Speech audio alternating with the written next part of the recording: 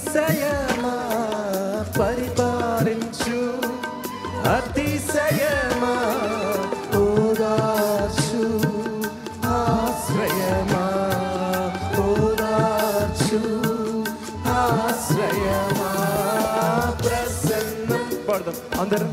ప్రసన్నం దైవ ప్రసన్నం,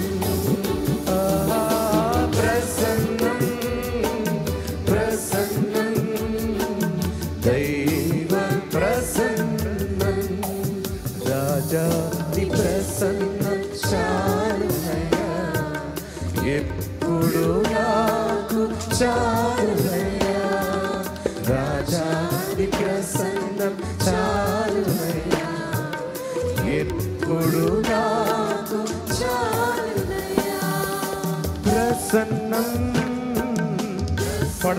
దేవుని వాక్యంలో నుంచి మార్కు సువార్త 15:32 నుంచి మనం చూద్దాం. ఇశ్రాయేలు రాజుకు క్రీస్తు ఇప్పుడు శిలువ మీద నుండి దిగి రావచ్చును, అప్పుడు మనము చూచి నమ్ముదుమని ఒకరితో ఒకరు చెప్పుకునిరి.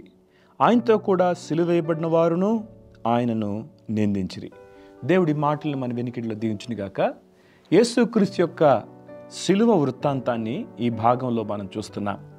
గడిచిన దినాల్లో నుంచి మార్కు సువార్తలో యేసుక్రీస్తు ఏ విధంగా అవమానపరచబడ్డాడో, అటు మత నాయకులు ఆయన అవమానపరిచారు, రోమా సైనికులు ఆయన్ని అవమానపరిచారు.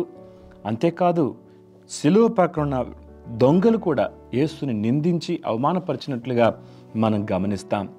దారిలో వెళ్తున్న వారు కూడా ఆయన్ని అపహాసిస్తున్నట్లుగా మనం గమనిస్తాం. ఇశ్రాయేలు రాజుకు క్రీస్తు ఇప్పుడు సిలువ మీద నుండి దిగి రావచ్చును. అప్పటికి యేసుప్రభు సిలువ వేయబడ్డాడు, చేతులకు మేకులు వేసి కొట్టారు, కల్వరిశిలలో చూడనొల్లని వానిగా చేయబడ్డాడు.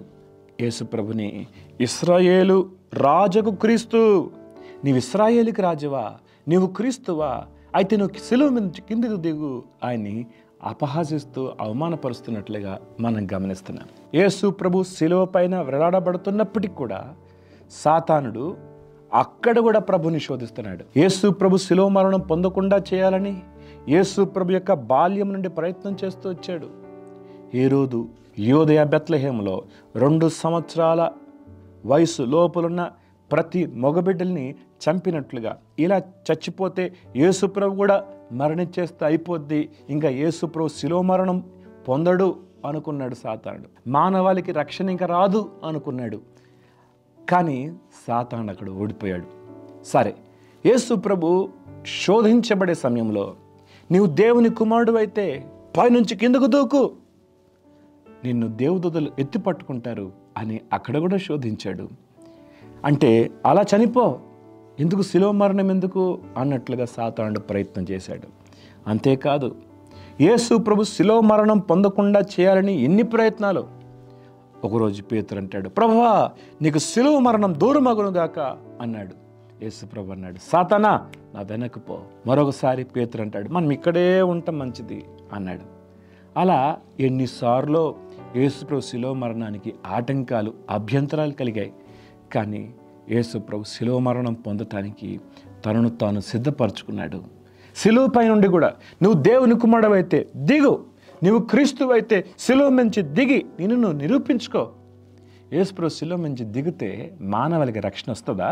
మానవుడు పాపం నుంచి విమోచించబడతాడా? ఆయన శిలువ మరణం పొందుట ద్వారానే కదా, ఆయన రక్తము చిందించడం ద్వారానే కదా మానవ జాతికి రక్షణ వచ్చేది. బైబిల్ గ్రంథం చెప్తుంది, రక్తము చిందించకుండా పాపక్షమాపణ కలగదు. పరిశుద్ధ రక్తము, అమూల్యమైన రక్తము, నిర్దోషమైన రక్తము యేసుక్రీస్తు మనందరి కొరకు చిందించడానికి శిలువ మరణం పొందాల్సి వచ్చింది. తండ్రి అయిన దేవుడు తన ఆది సంకల్పంలో తన కుమారుని మన కొరకు దేవుని గొర్రెపిల్లగా ఆయన పంపించాడు. ఆయన శరీరం నందు మన పాపమును శిక్షించడానికి యేసుక్రీస్తుని మన కొరకు ఈ లోకాన్ని పంపించాడు. తండ్రి చిత్తానికి తను తాను అప్పగించుకున్నాడు. ఆయన్ని అవమానిస్తూ కిందకు దిగువ నువ్వు క్రీస్తు అయితే అని ఆయన్ని హేళన చేస్తున్నట్లుగా మనం గమనిస్తున్నాం. అసలు ఆయన ఎవరు? ఎందుకు ఆయన్ని అంతలా అవమానపరుస్తున్నారు? ఎందుకు ఆయన్ని అంతలా గేలి చేస్తున్నారు? అసలు ఆయన ఎవరు? ఆది కాండ గ్రంథంలో మనం చూస్తాం, దేవుడు మన స్వరూపమందు మన పోలిక చొప్పున నరులను చేయుదుమో, మానవుడు నిర్మించే నిర్మాణంలో ఆయన అక్కడున్నాడు. ఆదికాండం 1వ అధ్యాయంలోనే యేసు ప్రభు ఉన్నాడు. శరీరముతో లేడు కానీ ఆయన అక్కడున్నాడు. మన స్వరూపము, మన పోలిక అని మనం చూస్తాం. అలాగే యోహాను సువార్త 1వ అధ్యాయంలో మనం చూస్తాం, ఆదియందు వాక్యముండెను, వాక్యము దేవుని యొద్ద ఉండెను, వాక్యము దేవుడై ఉండెను అని చూస్తాం. కలిగినదేది ఆయన లేకుండా కలగలేదు, సమస్తము ఆయన ద్వారా ఆయన మూలంగా కలిగింది. ఎంత గొప్ప దేవుడు మానవ జాతిని రక్షించడానికి రక్త మాంసము గలవాడిగా ఈ లోకానికి వచ్చాడు. వాక్కుగా ఉన్న ప్రభు శరీరం ధరించి వచ్చాడు. మన కొరకు నల్లగొట్టబడటానికి ఇష్టపడ్డాడు. అమూల్యమైన ప్రశస్తమైన రక్తాన్ని చిందించడానికి తనను తాను అప్పగించుకున్నాడు. ఆయన ఎవరు?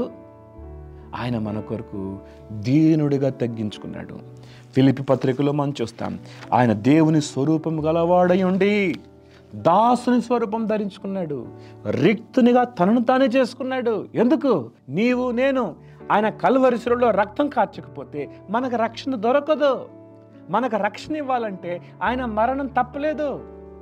మనకు జీవం ఇవ్వటానికి ఆయన ఖచ్చితంగా మరణం పొందాలి. మనం ఆశీర్వదించబడాలి అంటే ఆయన శాపమును భరించాలి. మనం బ్రతకాలంటే ఆయన మరణించాలి. అందుకని యేసు ప్రభు ఈ లోకానికి వచ్చాడు. యేసుక్రీస్తు ఈ లోకానికి వచ్చిన ఉద్దేశము మనం క్రిస్మస్ జరుపుకోవాలని రాలేదు యేసు ప్రభు ఈ లోకానికి. అందుకనే బైబిల్లో మత్తయి, లూకా ఈ 2 సువార్తలోనే యేసుక్రీస్తు యొక్క పుట్టుక గురించి మనం చూస్తాం. కానీ యేసుక్రీస్తు యొక్క రాక గురించి మిగతా సువార్తల్లో మనం చూస్తాం. నశించిన దానిని వెదక రక్షించుటకు మనుష్య కుమారుడు లోకానికి వచ్చాడు. పాపులను రక్షించుటకు క్రీస్తు యేసు ఈ లోకానికి వచ్చాడు. అపవాది క్రియలు లయపరచుటకు యేసుక్రీస్తు ఈ లోకానికి వచ్చాడు. అందుకొచ్చాడు. ఆయన రావాలి కాబట్టి పుట్టాడు. ఆ పుట్టిన విధానం ఎంత దీనంగా పుట్టాడు. అందుకని బైబిల్లో మొదటిసారి ఆయన గొర్రె పిల్లగా వచ్చాడు. ఆయన్ని కొట్టిన వారు ఉన్నారు, ఆయన్ని అపహాసించిన వారు ఉన్నారు, ఆయన్ని అవమానపరిచిన వారు ఉన్నారు.